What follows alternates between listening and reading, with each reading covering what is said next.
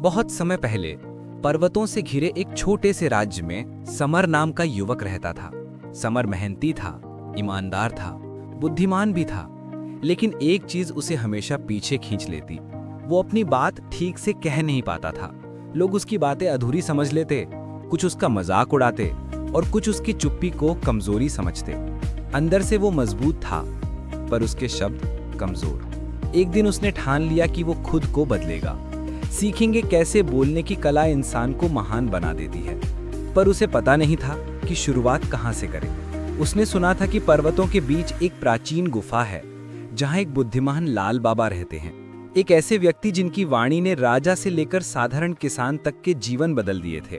Summer ने हिम्मत जुटाई और निकल पड़ा उस गुफा की ओर। पहाड़ चढ़ते हुए कई बार गिरा, रास्ता भटका, पर उसकी जिद उसे आगे खींचती रही। अंत में वो गुफा तक पहुंच गया।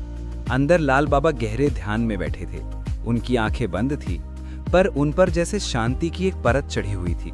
कुछ देर बाद वो धीरे से बोले, तुम आ गए समर, तुम्हें यहाँ आना था। समर आश्चर्यचकित होकर बोला, आपको मेरा नाम कैसे पता? लाल बाबा मुस्कुराए, जो खोजता है उसका अंत वहीं होता है जहां उसे होना चाहिए। समर ने अपने मन की सारी बातें बाबा के सामने रख दी। अपनी हिचक, अपनी कमजोरी, अपनी उलझने। बाबा ने ध्यानपूर्वक सुना और कहा, समर, लोग सोचते हैं कि बोलने की कला सिर्फ शब्दों से आती है, पर यह गलती है।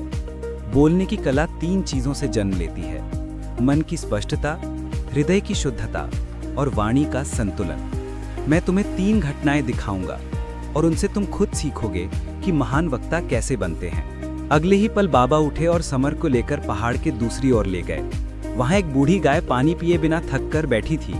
पास में एक आदमी जोर जोर से चिल्ला रहा था, पानी पी ले, नहीं तो मर जाएगी। गाय और ज्यादा डरकर पीछे हट गई। बाबा ने अपना एक हाथ गाय के सिर पर रखा और बहुत धीमे स्वर में कहा, आराम से, पानी यहाँ है, तू चाहे तो पी सकती है। गाय ने उनकी आंखों में शांति देखी और धीरे धीरे पानी पीने लगी।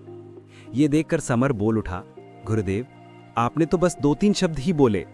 बाबा ने कहा, पहला पाठ, ऊंची आवाज कभी प्रभाव नहीं डालती, केवल शोर करती है। प्रभाव उन शब्दों से आता है जिनमें शांति, विश्वास और सच्चाई हो। मन से निकली आवाज मन तक पहुंचती है। फिर बाबा उसे एक गांव में ले गए। वहां लोग एक बैठक में इकट्ठा थे, पर सभी एक दूसरे से बहस कर रहे थे। गांव में एक नई नहर बनाने को लेकर 2 विचारधाराएं टकरा रही थी। कोई एक दूसरे की सुनने को तैयार ही नहीं था। बाबा ने बिना कुछ बोले सिर्फ एक खाली घड़ा उठाया और जमीन पर रख दिया। सबका ध्यान उस घड़े पर गया। बाबा ने कहा, क्या इस घड़े में आवाज है? लोग बोले, नहीं। उन्होंने लकड़ी से घड़े पर चोट मारी।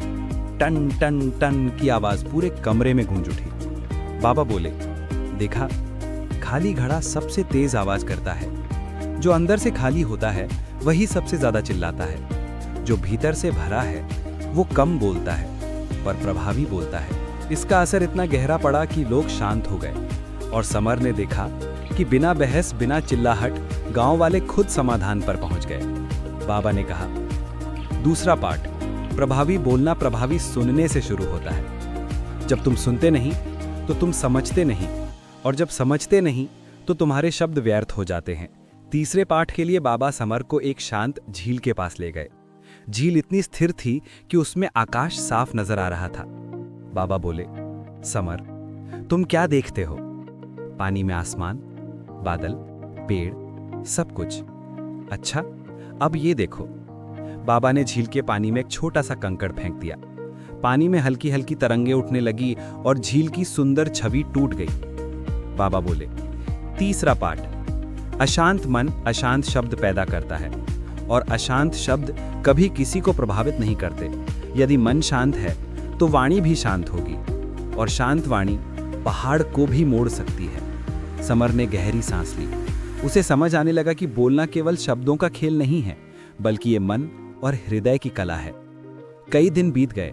समर गुफा में रुककर अभ्यास करता रहा। धीरे बोलना, सही समय पर रुकना, मन में विचारों को स्पष्ट करना, आंखों से संवाद करना, भावनाओं को महसूस करके व्यक्त करना। लाल बाबा उसे रोज अलग अलग परिस्थितियों से गुजारते। कुछ दिन गुस्से वाले लोगों के बीच भेजते, कुछ दिन रोते हुए लोगों के सामने, कुछ दिन गांव वालों की भीड़ में। धीरे धीरे समर की वाणी बदलने लगी। उसकी आवाज में शांति आ गई, शब्दों में स्पष्टता और भावनाओं में गर्मजोशी। एक दिन राज्य में बड़ा संकट आया। राजा के दो सेनापति किसी बात पर इतना भड़क गए कि युद्ध की स्थिति बन गई। दोनों पक्षों में तलवारें खिंच गईं। राजा घबरा गया और किसी ऐसे व्यक्ति की तलाश में था जो अपने शब्दों से ये आग बुझा सके। किसी ने राजा से कहा, महाराज, पहाड़ों की गुफा में रहने वाले लाल बाबा के शिष्य समर को बुलाइए, उसकी वाणी में आश्चर्यजनक प्रभाव है। समर को बुलाया गया। वो भारी सभा में पहुंचा। वहां दोनों सेनापति गुस्से में जल रहे थे।